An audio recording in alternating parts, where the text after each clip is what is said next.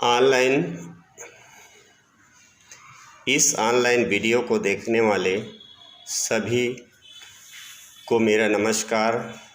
मैं सोनी सर, माध्यमिक शाला कार्यसरा।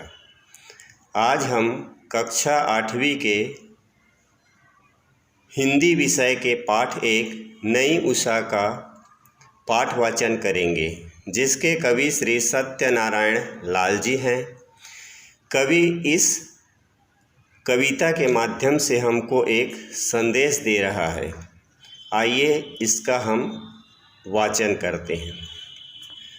उठो नई किरण लिए जगा रही नई उषा, उठो उठो नए संदेश दे रही दिशा दिशा। खिले कमल अरुण तरुण प्रभात मुस्कुरा रहा, गगन विकास का नवीन साज है सजा रहा। उठो चलो बढ़ो समीर शंख है बजा रहा, भविष्य सामने खड़ा प्रशस्त पथ बना रहा। उठो किसी श्वेत से करो धरा को उर्वरा, कि सस्य श्यामला सदा बनी रहे वसुंधरा। अभय चरण बढ़े समान फूल और शूल पर, कि हो समान स्नेह स्वर्ण राशि और धूल पर। सुकर्म ज्ञान ज्योति से स्वदेश जगमगा उठे, कि स्वाश्रयी समाज हो कि प्राण प्राण गा उठे। सुरभि मनुष्य मात्र में भरे विवेक ज्ञान की, सहानुभूति सख्य सत्य प्रेम आत्मदान की। प्रवाह स्नेह का प्रत्येक प्राण में पला करे, प्रदीप ज्ञान का प्रत्येक गेह में जला करे। उठो कि बीत है चली प्रमाद की महानिशा, उठो नई किरण लिए जगा रही नई उषा। उठो नई किरण लिए जगा रही नई उषा। इस प्रकार से इस पाठ का वाचन पूर्ण होता है। अब हम इस पाठ के शब्दार्थ के बारे में कुछ देखेंगे कि इनमें कठिन शब्दों के अर्थ क्या क्या है। नमस्कार, मैं सोनी सर, माध्यमिक शाला कार्यसरा। अब हम हिंदी विषय पाठ 1 नई उषा के कुछ शब्दार्थों पर या कठिन शब्दों पर चर्चा करेंगे।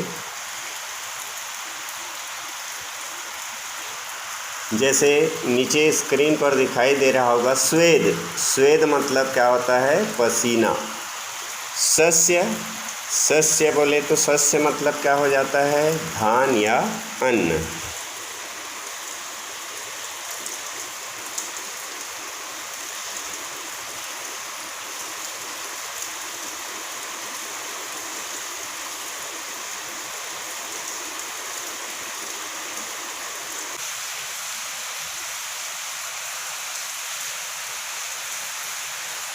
नमस्कार, अब हम देखेंगे नई उषा के कुछ कठिन शब्द अर्थात शब्दार्थ, उसका अन्य और क्या क्या अर्थ होता है, उसका पर्यायवाची क्या हो सकता है। जैसे पहला है स्वेद।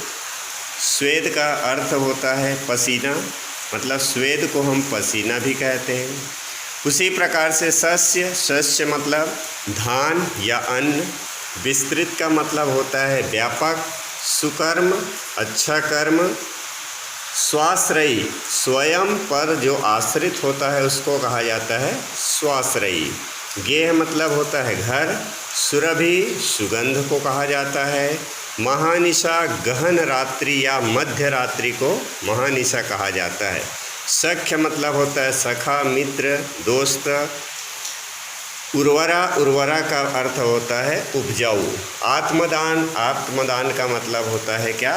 बलिदान। इस प्रकार से हम पाठ 1 के पाठ का वाचन किए और उसके साथ साथ कठिन शब्दों के शब्दार्थ के बारे में भी अध्ययन किए। अब अगले वीडियो में हम इस पाठ के भावार्थ क्या है उसके बारे में चर्चा करेंगे। धन्यवाद।